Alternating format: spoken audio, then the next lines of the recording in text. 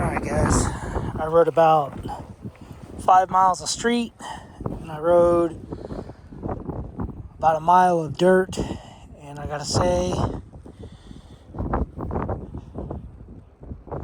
if you don't have a tuned with a KTM with the ECU and everything, this bike would probably be the way to go. But because my bike's all tuned, set up, suspension, everything done for me, which just can be done with money. Yeah. So far, I don't like it. Clutch. I don't know if you can adjust this clutch, but man, it's all the way. You have to go all the way out for it to. Yeah. I don't know if it's a thing or I don't know, but you have to let the clutch all the way out. Which for me, that will give me arm pump like crazy because you're reaching. I just brought the lever in, but you're having to reach. And if you have to feather the clutch, you're going to be way out here. Whereas my KTM's got the rick loose, but you can let it out. It starts to engage short. So the Beta 500, this is a used bike, 2020. I stopped by this boat because I had to go pee. But so far, seat uncomfortable, steering really loose. Sorry for the wind. Wheels, tires need balance because, man, 5 miles of street, I think I got a big old headache. But it's very smooth. It doesn't vibrate like crazy. Like the KTM on the street, you can feel the engine through the bars. A lot of people put inserts in their bars to deaden it, to make it less vibration. Some people will run the rubber insulators on their bars. I don't. My KTM, if you're riding on the street for a long time at higher speeds, 70 miles an hour or more, get a lot of vibration in your hands. This one, I was doing like 73, 75, and I got no vibration, which is kind of cool. The bike does feel really, really light. However they did it, I don't know how they did it. It feels really light. So it took 1.4 gallons, and the light was on.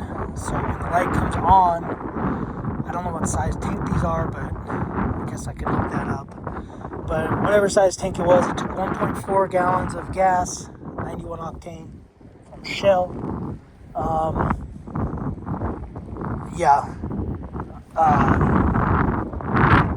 I don't even know if my KTM, the light comes on for a little bit. I don't think I've ever gotten it that way. I know the other bike, the 2015 KTM, that light came on all the time. I think the sending unit inside the tank was bad. But, yeah, I don't know, man. I don't know, guys.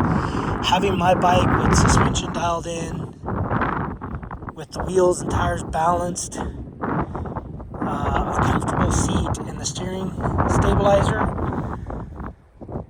man, I don't know. I'm going to go home. I just wanted to come for a little cruise. I'm going to go up here. There's a major street through the power lines. It's called 165th, so I'm going to ride that way really slow because some kid lost his little puppy Rottweiler, so I'm going to be cruising. I went through the wash. The bike did really good through the wash, other than the clutch problem. And it's just a little wash. So if it's just a little wash and I have to go through a big wash, I'm going to get arm pump like crazy. So I'm going to go home. It's about 4 miles that way to the road, and then about a mile and a half you can see the trucks on the highway, and then it's about 6 miles back towards my house, 7 miles. So yeah, I'm gonna look up some parts, prices, and I'm gonna do a video of a comparison what my KTM has. Granted, I did buy my KTM It's a 2018 KTM 500 EXCF. I can't remember what I bought it for. $6,100, $6,250. I don't know. Let's just say $6,300. I know I didn't pay more than $6,300 for it. Yeah, and then I bought another bike, or traded the trailer for another bike, and stole parts off of that bike to go on my 18. Bought the Recluse clutch. Sorry guys, I'm sick, so I'm all nasally and hacking stuff up, but this bike does have a lot of aftermarket parts that I wouldn't have to buy, other than, like I've been saying, the seat, fuel tank. Headlight, I don't really care about the headlight too much. Mine has, the KTM has a Baja design. I don't care about the blinkers and stuff. I guess just tank, seats, and clutch. Oh, and suspension. So I'm gonna go home. I'm gonna see how much all that stuff is. And yeah, man, it's already gonna be, that's $2,500 probably. Seat $300 if they sell a seat. This is a tiny little seat, so to put on another seat, it's gonna bring it up higher. Fuel tank. Yeah, I'll go home. I'll do another little video, little comparison video,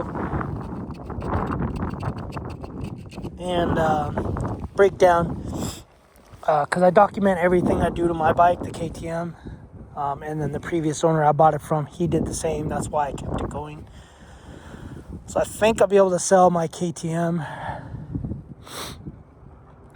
for around $7,000. I think. Maybe 8. I could probably ask 8 and go down to 7 because of all the stuff it has, possibly. I bought it during winter, and nobody was buying dual sports because it wasn't the season, but now it's the season right now in Southern California. So I want to say I could sell my bike for $7,000. Yeah, I don't see the value in it, man. I might have to ditch this bike and keep my KTM.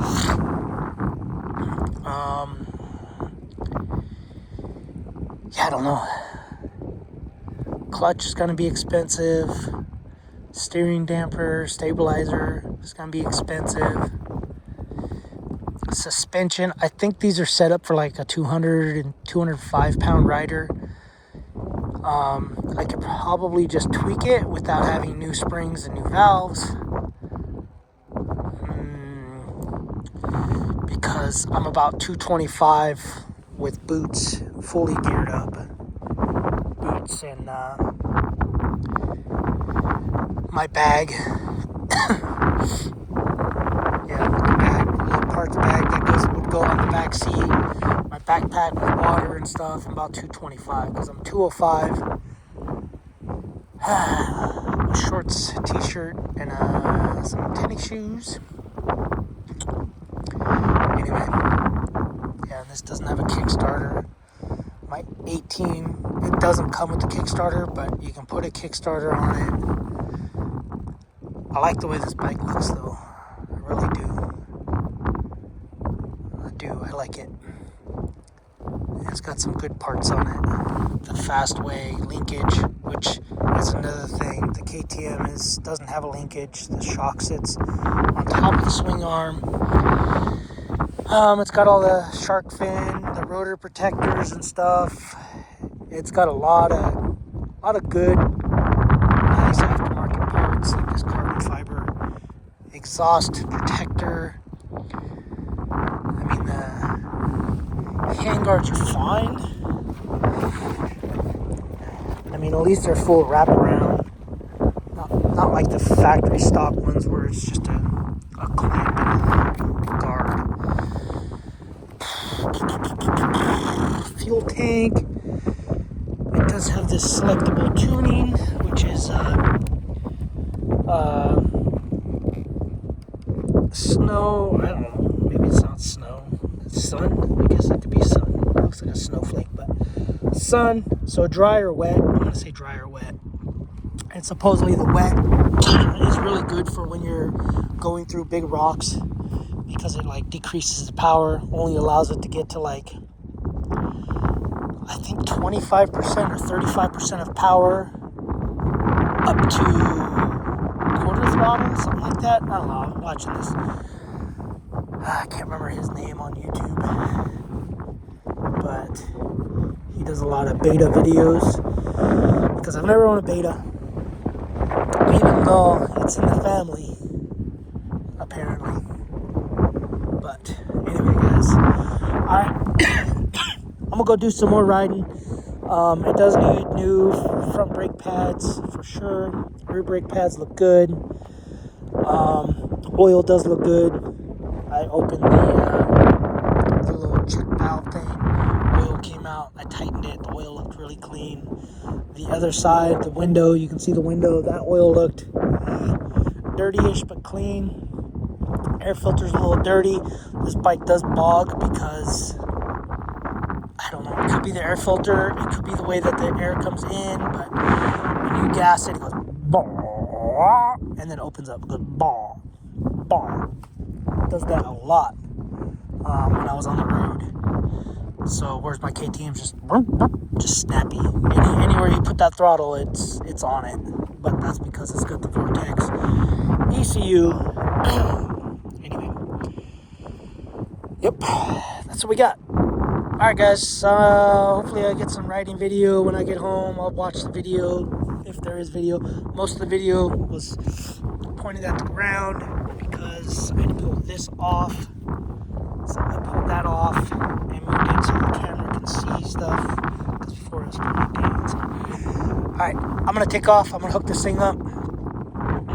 And I'm just going to cruise. Like I said, not feeling good. But I wanted to go ride it. The guy keeps asking me if I rode it. How do I think? He swears by beta, but I guess we do different riding style. But maybe he's never ridden a KTM that's, suspension set up for himself with the ECU, a lot of stuff, a comfortable seat. I get it. When I got the 2015 KTM, I did not like that bike. It bogged, it's slow, seat was uncomfortable, even though it did have a seat concepts seat.